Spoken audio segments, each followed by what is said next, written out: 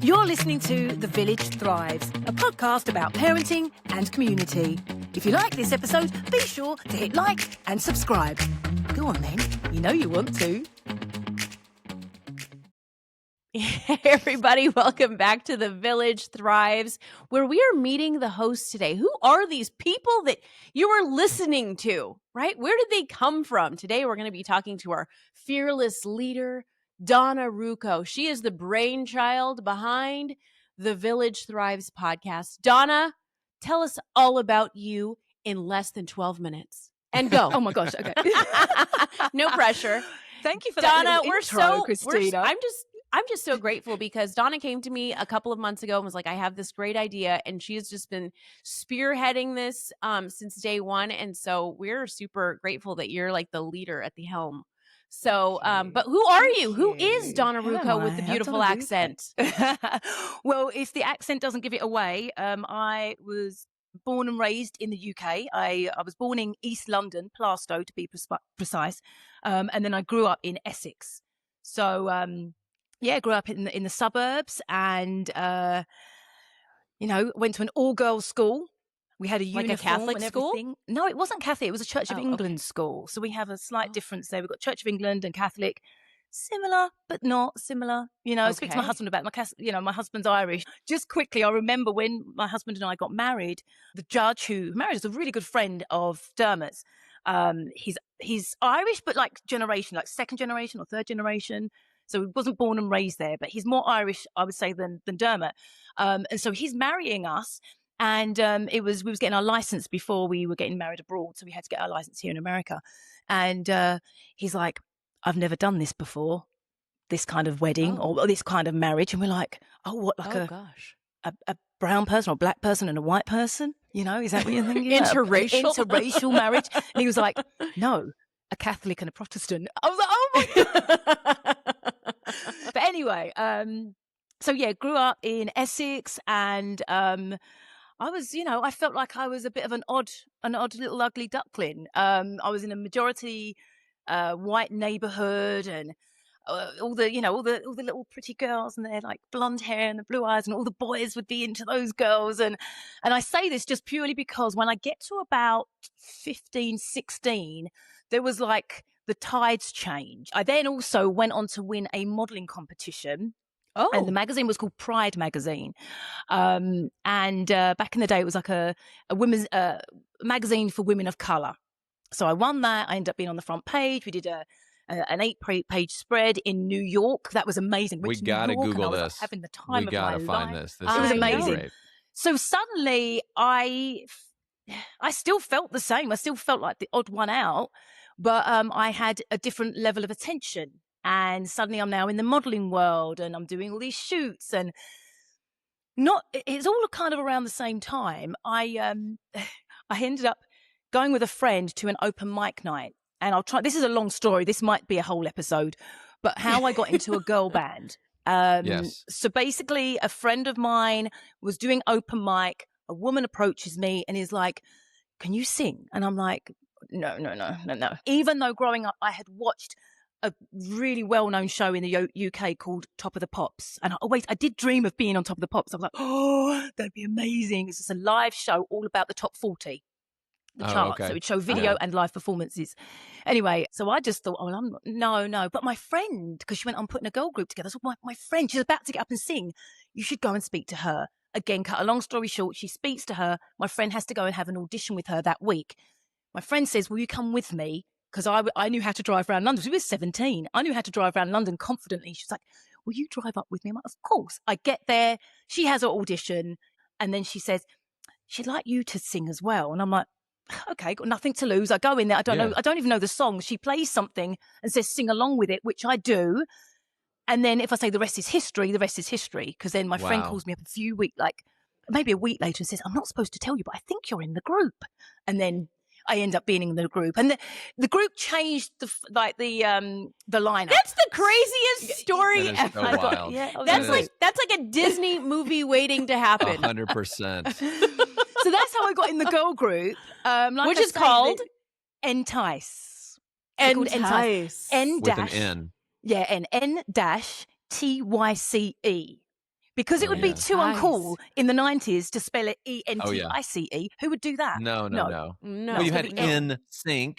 There was already some familiarity Salt and with pepper. Salt and pepper. That's right. We toured with NSYNC, actually. We toured with NSYNC. We toured with the Backstreet Boys. We did like... Did you ever learn how to sing? Or was that just not... Okay. I did. Yeah. And I had to learn how to dance. Because the girls who I ended up in the group with had all gone to dance school. So they were fantastic. So I would go to Pineapple Studios in Covent Garden and go and try and catch up. I was like, at least I was coordinated. So that was, it was very intensive. I was like, I'm not going to show myself up. Donna, can you look back on that time and just be like, that was bananas? Yeah. That seems like another crazy. It seems like another lifetime. So we ended up getting a record deal. And we toured. We did pretty well in Japan, Europe, and then we actually released one single in the US, and then we got dropped by the record company. So it all kind of went, and we didn't have a manager, and so we managed it ourselves for a few years. We ended up, we got dropped to 1999 up until about 2004. We continued ourselves. Recording, getting having an investor help fund it, and we actually did some really great songs, but we didn't end up releasing any of them. So maybe in time we will. People keep asking, are you gonna have a reunion? Are you gonna do a reunion? Yeah. And I don't know if that will happen. Where are the other girls? In London. I see them. Yeah, they're all in London. They've all got families now. I think at some point we're going to do an episode with the girls as well. We'll get them on. Is one of them called Victoria Beckham? That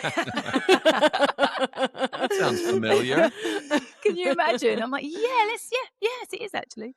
No, there's Ario, Michelle, and Chantel. I'll give them a shout out now. And the time of our lives, like nothing else. There's nothing else that compares. And so after the girl group, I moved to America in 2005 and wanted to pursue acting. And I wasn't even hosting at that time. It was acting. So I was doing acting classes, all the things you do when you're in LA. And I had an agent. I was also modeling. So I was doing commercials and print work. And my agent one day was like, have you ever done hosting? We call it presenting in the UK. Right. But here they say hosting. And I said, well, actually, when I was in the girl band, I'd done a few, guest spots. I'd done MTV, a 2-hour live show on MTV a couple of times. We'd done, a bunch of different things. So I was like, well, I've had experience. Yes. And she said, well, okay. Well, I'd like you to go and meet the executive producer of Current TV. And I was like, okay, sure. So I go and meet Rowley, Valverde, his name is, lovely guy. And we hit it off and I ended up working for Current TV. That was my first hosting gig here. That was Al Gore's network. Do you remember that back in the it's now? Sure. Yeah, it's Al Gore's network. Yeah. So I did that, still focusing on acting. And I just kept them booking hosting work. I did something with Howie Mandel called Take It All. It was a game show, and I was the prize announcer. So he'd go, Donna, what have they won? And I'd go, well, Howie, they have won. And then I'd have to read all this stuff off. Oh my goodness! And because it was a game show, you had to read it off of this iPad because of all the legal terms. You couldn't mess up with any of the spiel. Couldn't just improvise to be very, very. And you know me, when I go off. Someone that's just won like a cruise for 5 days is now traveling around the world and and they're. Oh my so God. Anyway, hosting, then a few other things in between all that, and then the list, and that brought me to Phoenix, Arizona, where I met you two lovely people, and that was a really fun experience. A daily show, 5 days a week, syndicated across the country, and we did all really fun things about lists. Funny enough, the 3 things to help you clean your shoes. And it would be it wouldn't be like shoe polish. It would be like, oh, did you know you can break open an orange, peel the skin off, and rub the skin on your shoe? Really unusual. We'd have to find the wildest things that we could come up with, you know.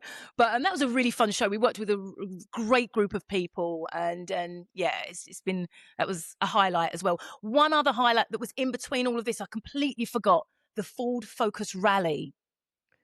The Ford Focus Rally actually was one of those first shows that used social media as a way to communicate with an audience as you're watching it as live. And it was very new because of all the technology and everything. So we had our Ford Focuses. This was back in 2011. And it was between Profiles TV and Ford. It was like a huge commercial for the Ford Focus. But we were 6 teams. I was Team Yellow, and I brought in my friend Bryn Drescher. So we were Team Yellow. And then there was like Team Red, Team Grey, and we wore the colours that matched the car, and it was a rally car. We drove from Miami all the way across to, where did we end up? Santa Cruz, I think it was.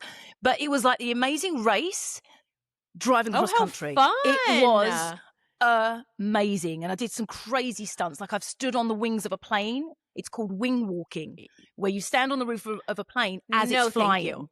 Yeah, no, that's a whole other you. episode talking about that, because I know we're getting on with time here. I feel like you've lived a whole other life, and then on top of it, you managed to have a child. I haven't even spoken about my family yet.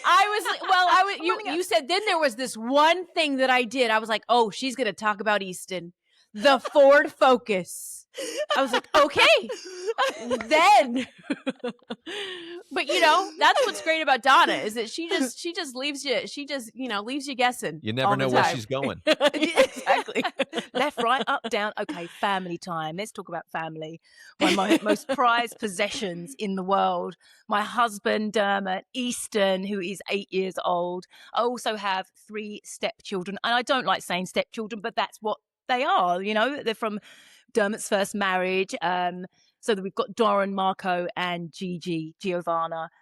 And they're all such a blessing. Doran lives in Paris. He is a film editor, and he is 24, about to be 25. And then we have Marco, who's 23. He lives in Kansas City, Missouri. And I love the way I pause, like waiting for you to go, what's he doing there? Because most people go, what's he doing there? And you didn't, so I'll carry on. It's America. Well, I don't know. Used to What's people he living doing in there? random places. Now I'm intrigued. Now What's we he wanna doing know. He's in there? car sales. No. I don't know why, but most of the time people go, really? How did you? Because they grew up in New York. All the big kids grew up in New York. And he's ended up in Kansas, Missouri. Anyway, and then we have Gigi, who's a college in Chicago. She's at DePaul, and she's doing film studies. So we've got lots of creatives in the family, and Gigi is like my savior with all the testosterone around the house and all the boys. I'm like, oh, my savior, female energy. Then, like when it's the holidays and stuff. But then, really having Easton. Even having Easton, who's your youngest, that's really kind of what set the course for this podcast. Yes, what was going through? Right. What was life like when you had Easton? Yeah, thank you. I had Easton in Phoenix, Arizona, and 2 weeks after he was born, I went up to New York, and I was on maternity leave, and I was planning on coming back to the list. And as time went on, I think as mums a lot of mums feel and say, the thought of going back to work at that time, I just didn't feel ready. So I ended up came back and forth, but eventually moving up to New York. And we lived on Long Island, and beautiful place, very green, very lush. It's the suburbs, beautiful part of the country.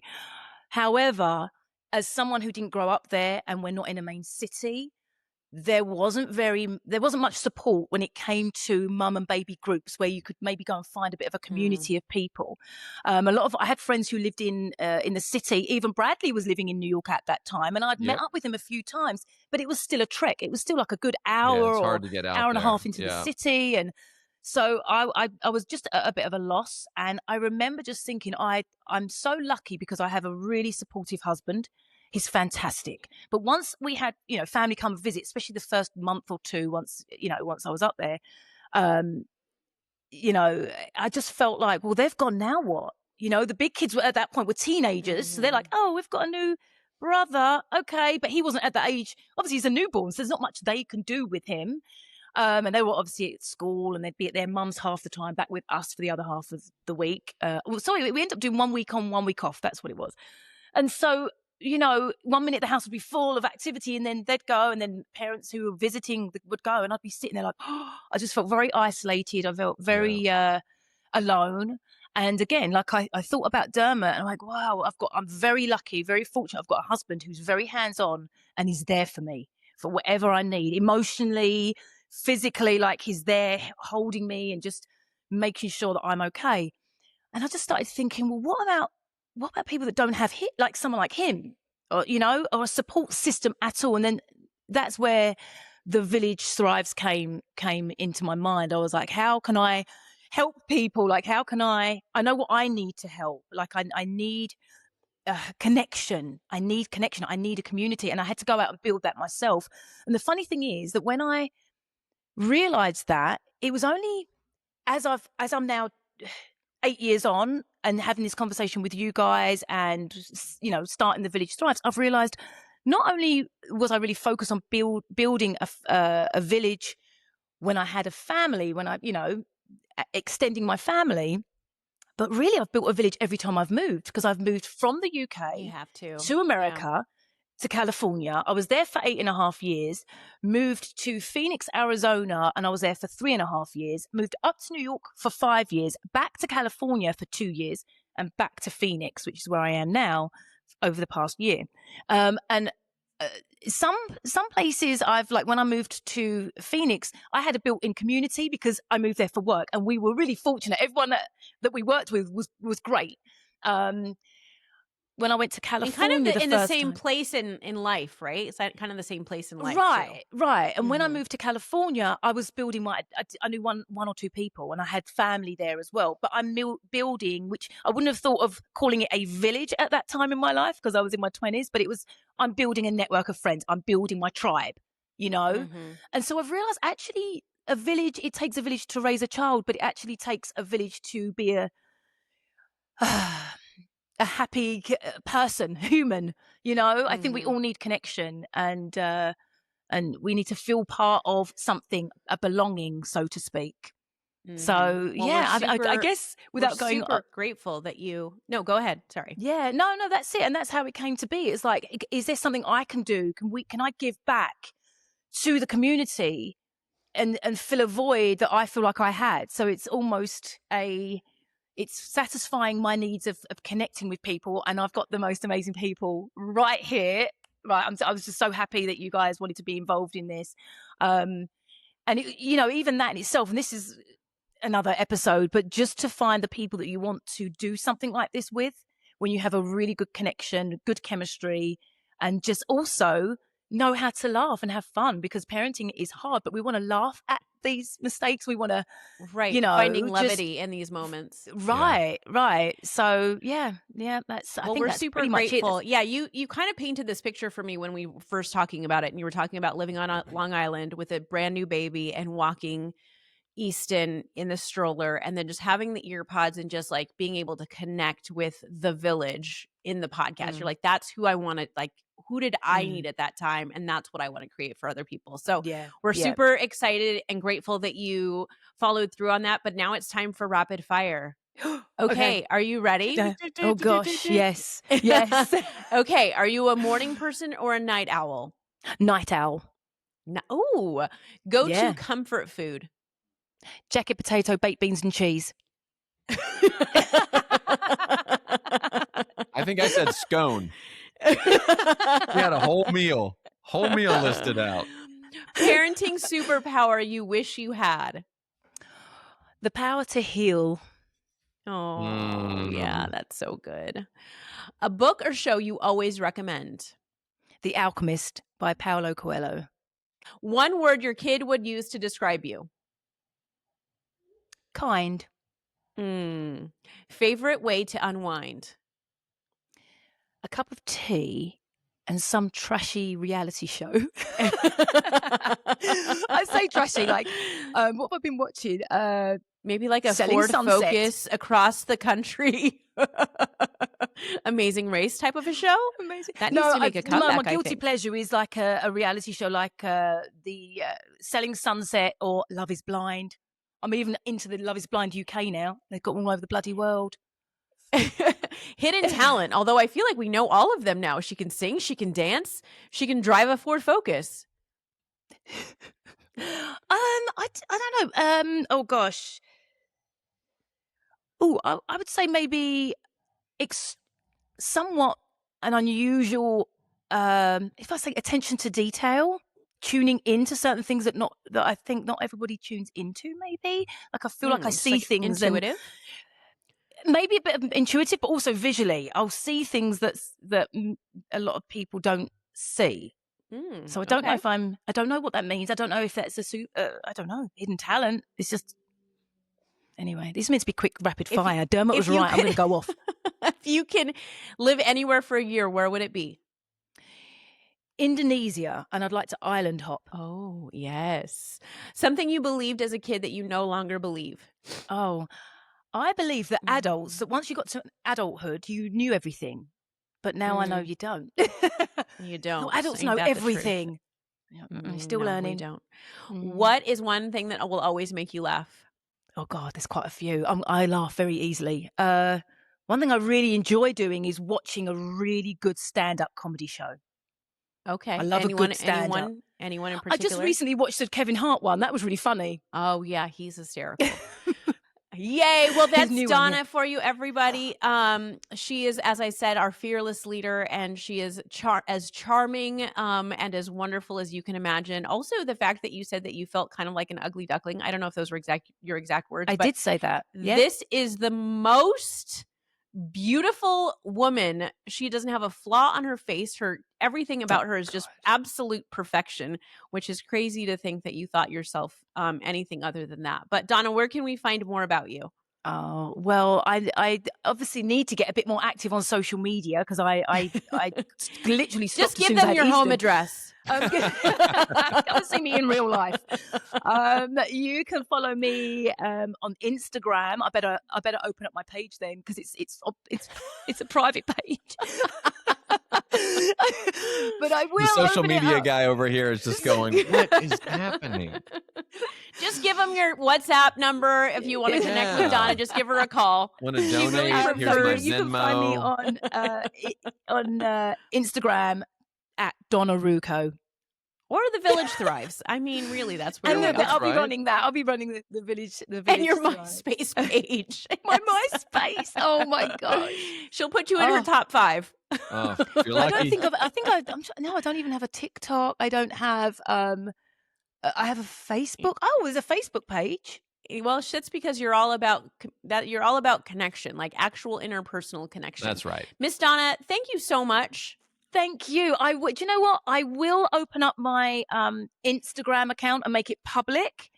Would you do that for us, please? I will. And I look forward to connecting with our listeners. Thank you so much.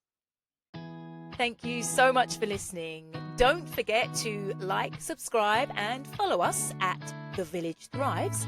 And remember, parenting isn't meant to be done alone. When the village comes together and supports one another, we thrive. We'll see you next time.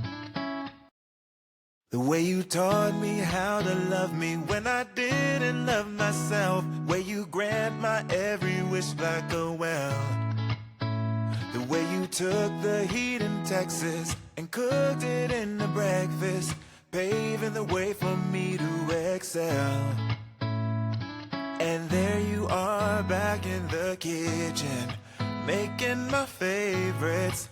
Doesn't get better than this. Oh, everything is precious when I'm in your presence. You make my world go round and round.